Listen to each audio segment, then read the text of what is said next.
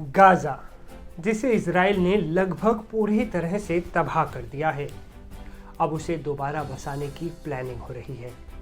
सोचिए, गाजा फिर से एक सुंदर शहर बन जाएगा, जहां शांति होगी, सुरक्षा होगी, सुंदर घर होंगे, एयरपोर्ट होंगे और फिलिस्तीनी चैन से रहेंगे।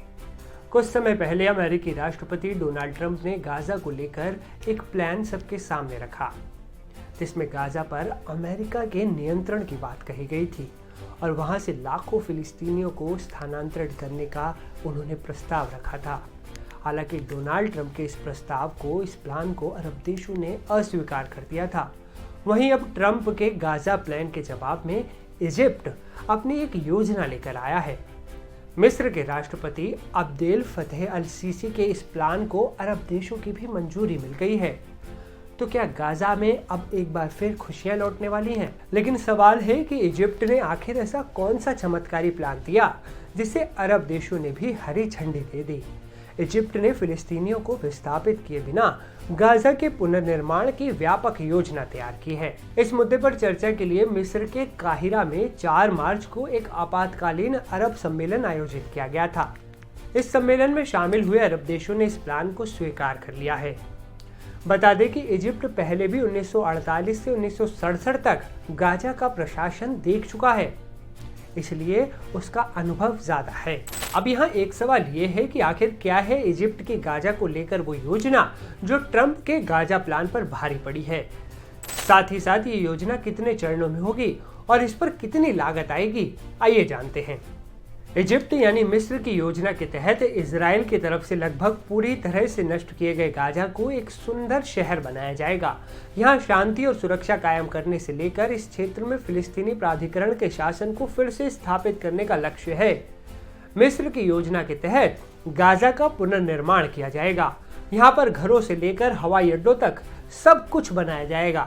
खास बात यह है कि फिलिस्तीनी आबादी को क्षेत्र छोड़ने के लिए मजबूर नहीं किया जाएगा। योजना में 3 प्रमुख चरण शामिल हैं: अंतरिम उपाय, पुनर्निर्माण और शासन। पहला चरण लगभग 6 महीने तक चलेगा, जबकि अगले 2 चरणों को 4 से 5 वर्षों में पूरा किया जाएगा। अब सवाल है कि कैसे होगा गाजा का पुनर्निर्माण और इसमें कितना खर्च आएगा।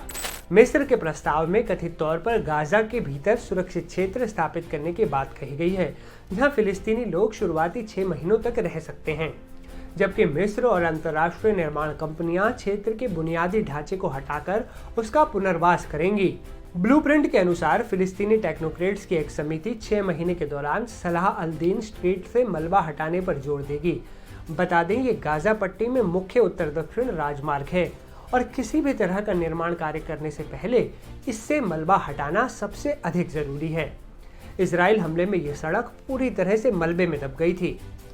इसके बाद गाजा का पुनर्निर्माण 3 चरणों में किया जाएगा। पहले चरण में लगभग 300 करोड़ की लागत आएगी। इसके जरिए घरों की मरम्मत की जाएगी, रास्तों की सफाई होगी, मलबा हटाने का काम होगा, सड़कों को सही किया जाएगा। दूसरे चरण में मलबा हटाने का काम जारी रहेगा। पानी, बिजली और अन्य बुनियादी सुविधाओं के नेटवर्क की स्थापना होगी। 4 लाख स्थायी घरों का निर्माण होगा। पूरी आबादी को 30 महीनों के अंदर घर देना होगा। गाजा के पुनर्निर्माण का तीसरा चरण 3000 करोड़ का होगा। इसमें 3000 करोड़ की लागत आएगी। इसमें औद्योगिक क्षेत्र का पहला चरण स्थापित करना शामिल होगा। अंतर्राष्ट्रीय हवाई अड्डे का निर्माण होगा। संचालन और प्रबंधन परिषद की स्थापना होगी। अगर सब कुछ सही रहा तो चुनाव करवाए जाएंगे। अल जजीरा में छपी एक रिपोर्ट के मुताबिक गाजा के पुनर्निर्माण में लगभग 5300 करोड़ रुपए खर्च होंगे।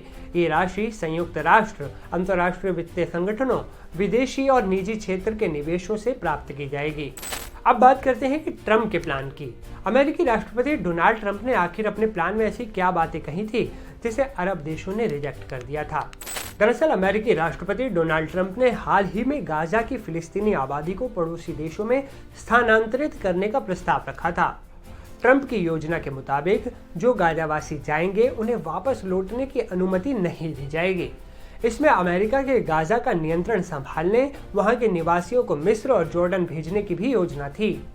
क्षेत्रीय और अंतर्राष्ट्रीय स्तर पर ट्रंप की योजना की तीखी आलोचना हुई थी, लेकिन इस प्रस्ताव का इजराइल के प्रधानमंत्री बेंजामिन नेतन्याहू ने जोरदार समर्थन किया था।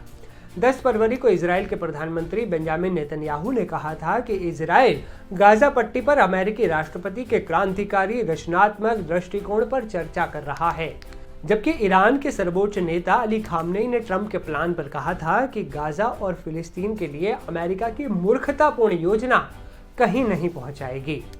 आपको क्या लगता है कि ट्रंप का प्लान ज्यादा सही था या फिर इजिप्ट का प्लान ज्यादा सही है? कमेंट कर बताइए।